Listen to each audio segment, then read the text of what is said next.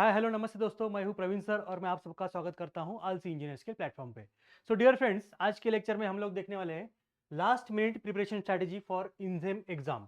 Okay, insem exam में आपको क्या करना है, कौन सा यूनिट अच्छे से करके जाना है, कौन सा क्वेश्चंस करना है, कौन से क्वेश्चंस को कितने मार्क्स रहेंगे और कौन सा क्वेश्चंस कितनी बार रिपीट हुआ है, आज के लेक्चर में देखते हैं।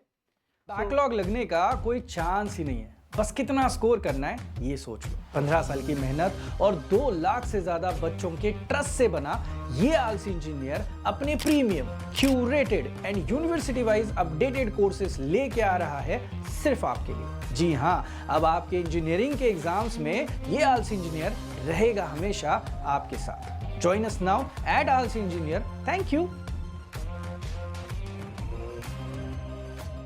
सो स्टार्ट करते हैं यूनिट नंबर 1 से।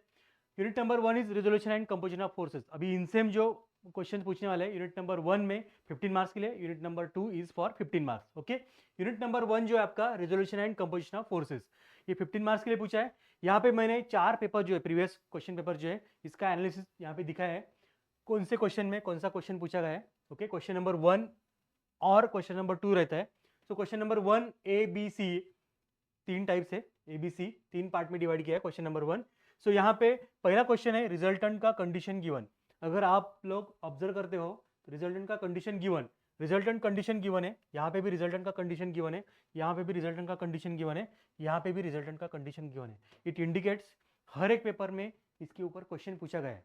ओके, ये जो टाइप है रिजल्टेंट का कंडीशन गिवन, इसके ऊपर हर एक पेपर में एक क्वेश्चन पूछा गया है। सो 5 मार्क्स हमारे यहाँ पे फिक्स हो सकते हैं। तो इसका मतलब क्या है, हर एक पेपर में ये क्वेश्चन आता है। अभी ये क्वेश्चन सॉल्व कैसे करते हैं, रिजल्टेंट का कंडीशन मुझे गिवन है, क्या गिवन है, summation of F X is equal to summation of F Y is equal to, दो चीजें हमें यूज करना है। अभी क्या रहेगा, रिजल्टेंट का कंडीशन गिवन है मतलब क्या, यहाँ पे कीवर्ड्स इंपॉर्टेंट है, resultant acting in horizontal direction. अगर ऐसा आया है resultant acting in horizontal direction, तो आपको क्या लिखना है, summation of F X is equal to R and summation of F Y equal to 0। इसके exact opposite, if resultant acting in vertical direction, ऐसा अगर पूछा गया है तो summation of F Y is equal to R and summation of F x equals to 0। ये आपको condition सबसे पहले लिख के लेना है। ये कहाँ से आएगा, आपके एग्जाम पेपर में आपका जो एग्जाम्पल रहेगा कि उसमें अगर कीवर्ड मेंशन है resultant acting in horizontal direction तो यूज दिस, अगर resultant acting in vertical direction बताया तो यूज दिस। ओके, दो कंडीशन आपको यूज करना है। अभी ये लिखने के बाद में नेक्स्ट कंडीशन, नेक्स्ट क्या रहेगा मेरा स्टेप, नेक्स्ट स्टेप रहेगा जो भी फोर्स सिस्टम मुझे गिवन है उसमें अगर कोई इंक्लाइंड फोर्स है उसको मैं रिजोल्व करूंगा along X direction, along Y direction. Then summation of F X मतलब क्या, एडिशन ऑफ हॉरिजॉन्टल फोर्सेस करेंगे, रिजल्टेंट आपको गिवन रहेगा, इक्वेशन पुट करेंगे। समेशन ऑफ एफ वाई मतलब क्या, addition of vertical forces, upward forces taken as positive, downward forces taken as negative, F Y में लिखूंगा। ओके, इक्वेशन तैयार होगा। अभी ये इक्वेशन जो रहेगा इक्वल्स टू 0, ये आप डायरेक्टली कैल्सी में सॉल्व कर सकते हो।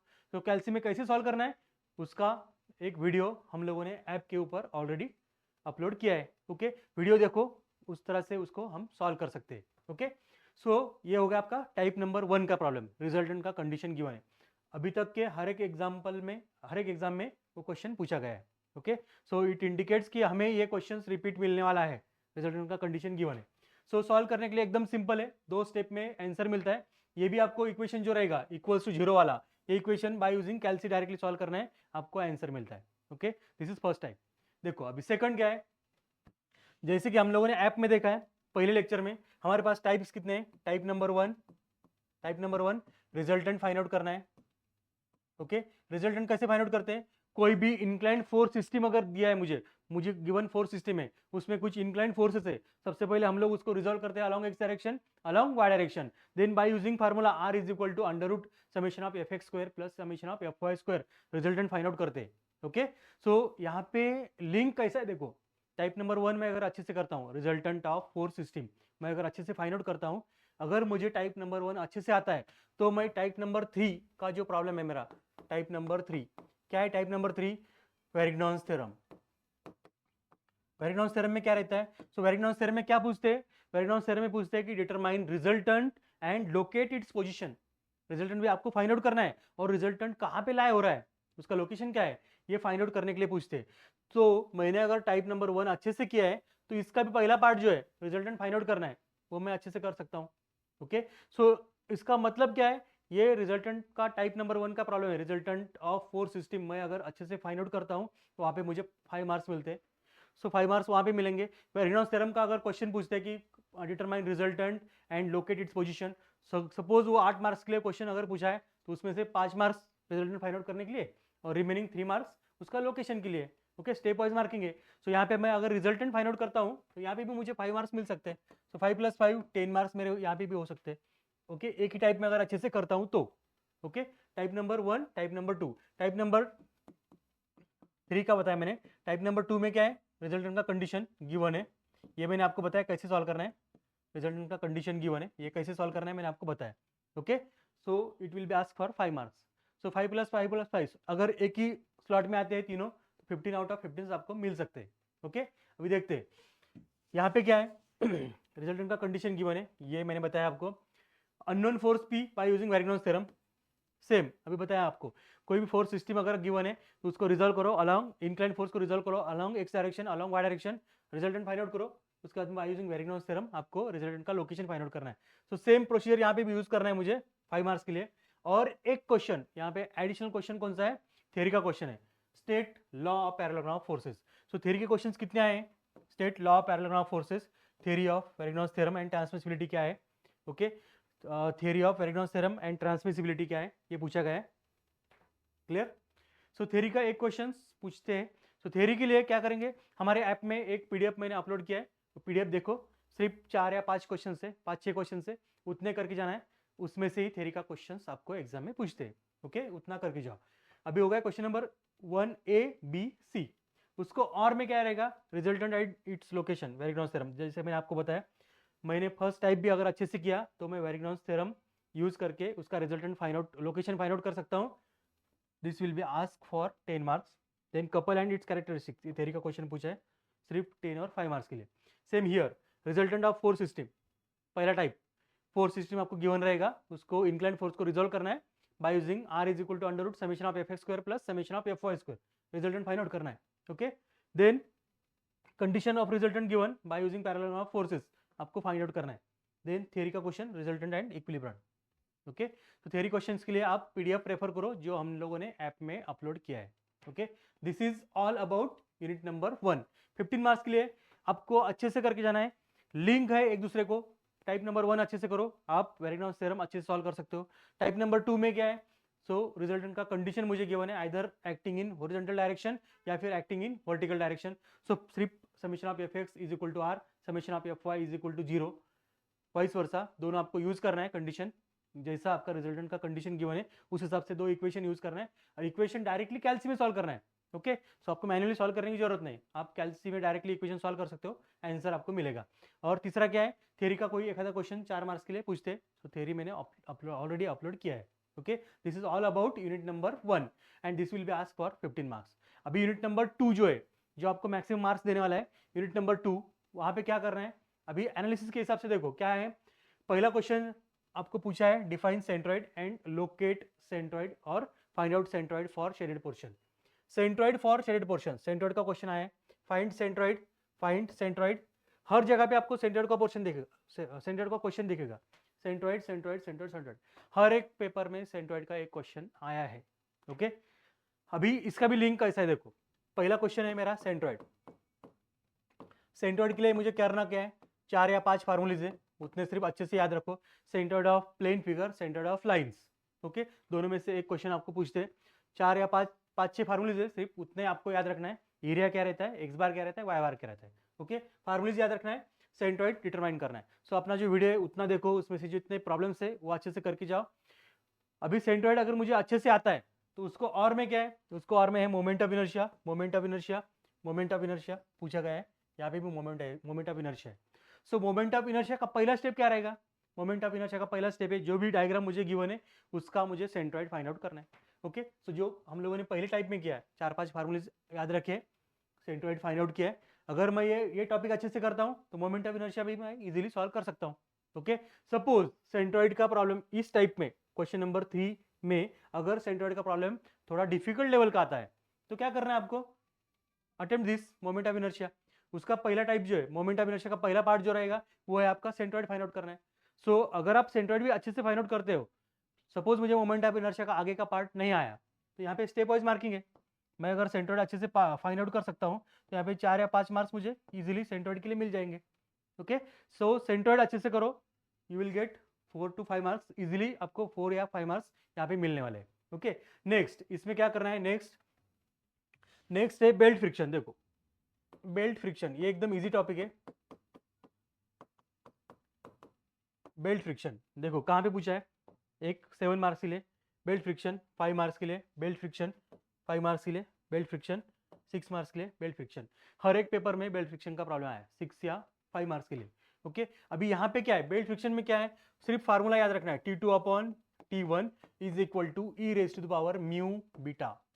Okay, T2/T1 is equal to e raise to the power mu beta. अभी कोई भी एग्जामिनर पूछते वक्त क्या पूछेगा, इस बेल्ट फ्रिक्शन में कितने टर्म्स है, बीटा है, कोएफिशिएंट ऑफ स्टैटिक फ्रिक्शन है, T2 larger tension, T1 is smaller tension. सिर्फ 4 ही चीजें, 4 चीजों में से कोई भी एक चीज पूछने वाले। ओके, सो क्या पूछेंगे, सबसे पहले बीटा एंगल अगर पूछने के लिए बताया तो बीटा कैसे फाइंड आउट करना है, beta is lap angle. So lap angle either आपको डिटरमाइन करने के लिए बोलेंगे या फिर लैप एंगल आपको गिवन है, आपको म्यू का वैल्यू फाइंड आउट करने के लिए बोलेंगे। ओके, सो लैप एंगल क्या रहेगा, सबसे पहले आपको ये चीज याद रखना है, this is 180 degree. 180 degree is nothing but pi radian.